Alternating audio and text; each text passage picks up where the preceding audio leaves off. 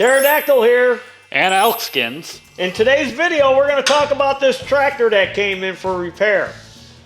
Now, the customer who owns this tractor had gotten it for free. So he brought it in, wanted us to evaluate it, figure out about how much it was going to cost to repair. And we told him it's probably going to be around $1,000. Well, actually, it ended up being more like $1,100. Yeah, just shy of $1,100. So he said, go ahead and fix it because I cannot buy a tractor like this for $1,000. And what do you get for, what's the cheapest tractor you can get now, Elkskins? A POS MTD for like $2,000, 42-inch. Yeah, a crappy 42-inch basic mower is going to cost you $2,000, $2,200, and then tax. And like a couple times last year, we've had almost brand new one of those end up in the shop for miscellaneous things. Yeah, brand new tractors. Not even a season on them, and they're already coming. One had a cracked oil pan. So, this tractor here, if you had to replace it with something comparable to say today, you're looking at probably $5-6 grand. So we said, yeah, fix it, go ahead and fix it. So we're gonna run through everything that we did to it. And how many hours do you figure it took you to fix it? About 6 hours, right? Yeah, it took 2 days with interruptions, so. But a total of six man hours to do all the work that he had done to it. So, first thing we noticed when it came in, it did crank over. The customer did put a battery in it. It cranked over, and it would only run on starting fluid, but it ran horribly, and you could tell it had blown head gasket. And then, once he got it apart, we saw that it had 2 blown head gaskets. But since this is the bigger horsepower engine, this has the upgraded head gaskets in it. The ones that are beefier. They did an upgrade to them. But yeah. You could see where it was blown externally on both of them.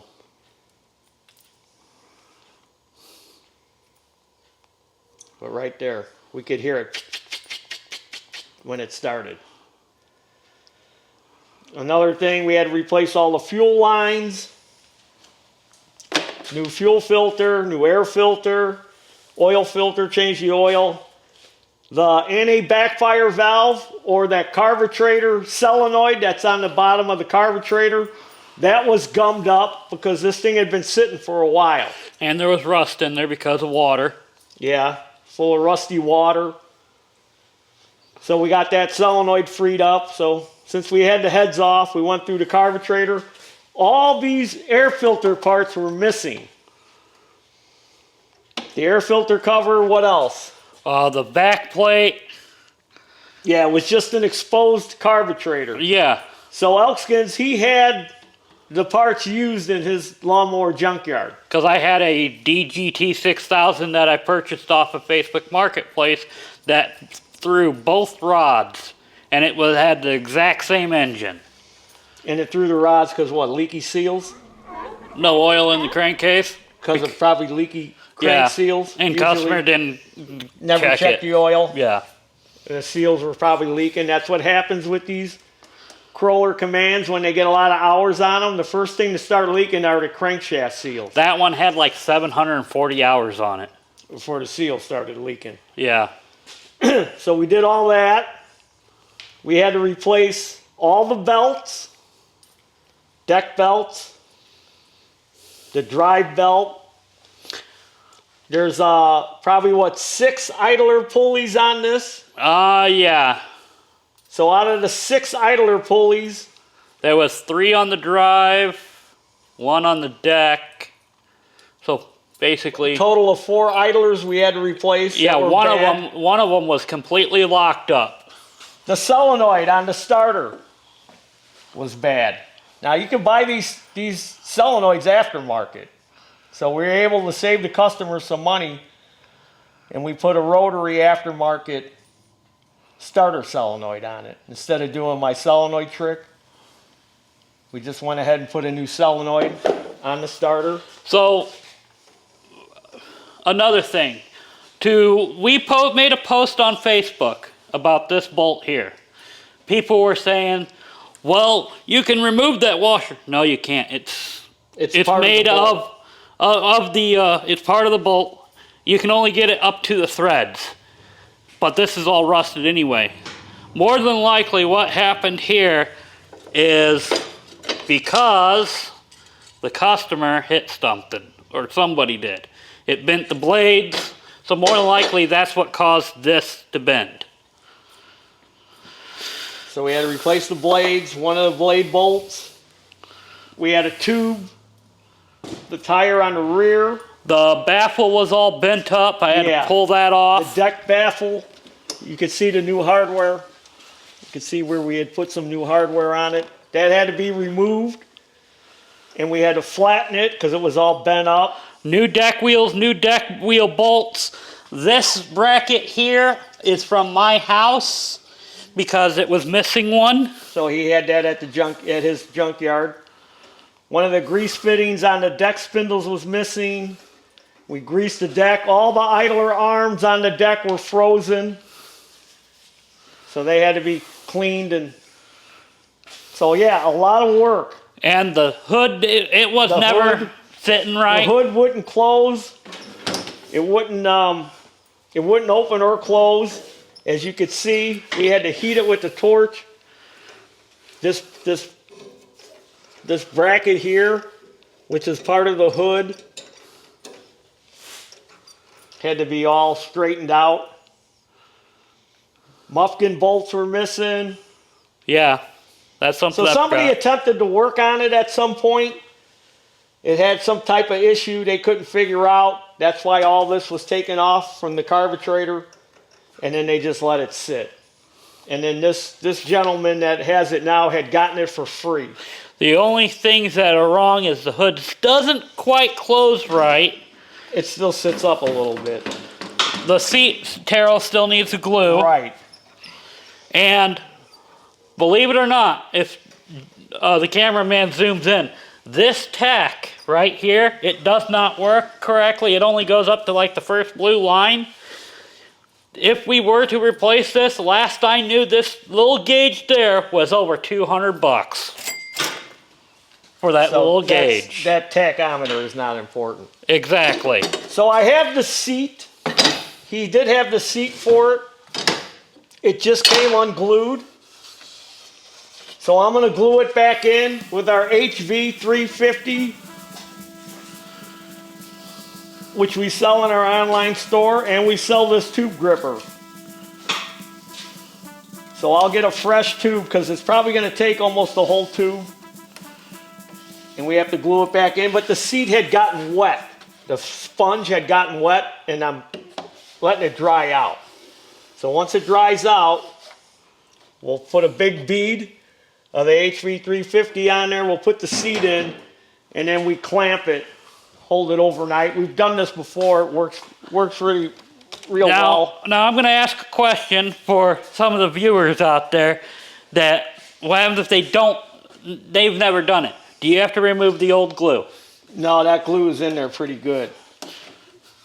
If it's all flaky and chipping out of there, but it's on there. So I'm just going to go over it, and then a bunch of spring clamps all over the place to hold it back in. That'd be cheaper than putting a new seat on it. Well, the seat dried out, and I put the HV350 on there. Now it takes about a whole tube. This is how much I've got left out of a tube. And then you got to clamp it real good. And then I let it sit for 24 hours because I want to make sure it's going to stick good.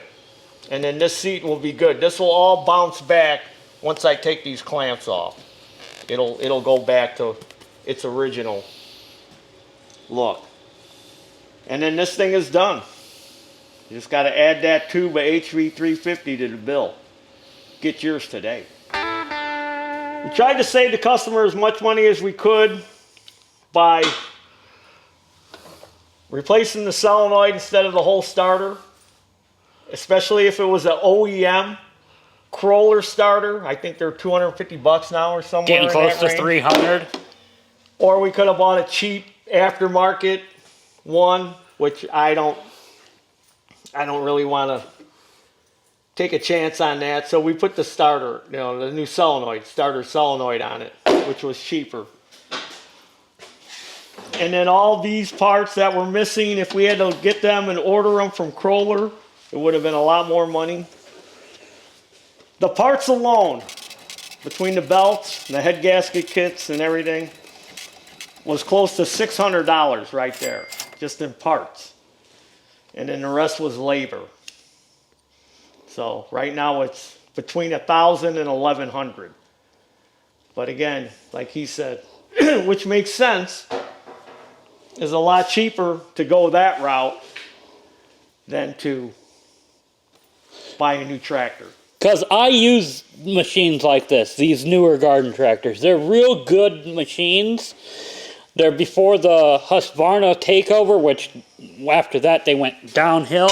The only issues I see out of these ones is the steering over time gets really loose. It'll need service done on that, replacing bushing, stuff like that, which is minor, easy. But other than that, let's fire it up, fire it up, fire it up. Let's fire it up. You didn't tell me shut up.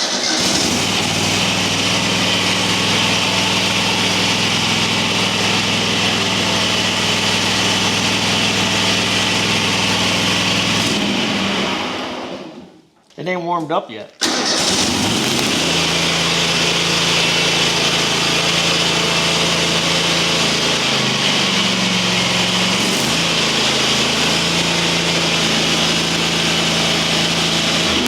Another thing, the headlights work too. The dash was all loose on this. I tightened that up, and we have another one of these come in once in a while of one of our customers, and something that is a safety feature on this model is that some people don't get is you can't move this hydro lever with the parking brake on. It's a safety. It locks it out.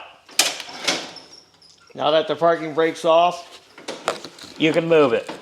Parking brake's on. It'll return it to neutral. Shove it down into gear. Now when I hit the brake, clutch brake, it shoots it back to neutral. So that's something that some of the people don't know and they can't figure it out. I think we could tweak that bracket a little more to get this to close. Yeah. We'll look at that when I go to glue the seat on it. But anyway, grass rats, we just thought we would, wasn't there a bushing or something missing off of here too? It was all rotted out. I had to put a bushing in it. So we had to put that new bushing on. Just a lot of little things and a couple major things. Hose isn't in the best of shape, but it's fine for now. But it just gives you an idea how fast things can add up. And a lot of people think just because it's a garden tractor or it's a lawnmower or push mower that, it ain't going to cost that much to fix. Well, it takes a lot of time and a lot of money, especially if it's been neglected. Now, this one didn't appear to be sitting outside too much because of the condition of it. But you can definitely tell the deck's been outside. I think it might have just had a bunch of grass that they just left grass on it, because grass will do that. It'll, if it lays on there, it'll rust it all up. But there you have it, grass rats. That's just to let you know how long or how much something will take, especially when it's been neglected. Now again, if you're doing it yourself, now if this customer would have did all this himself, well, he could have saved himself $400 or $500.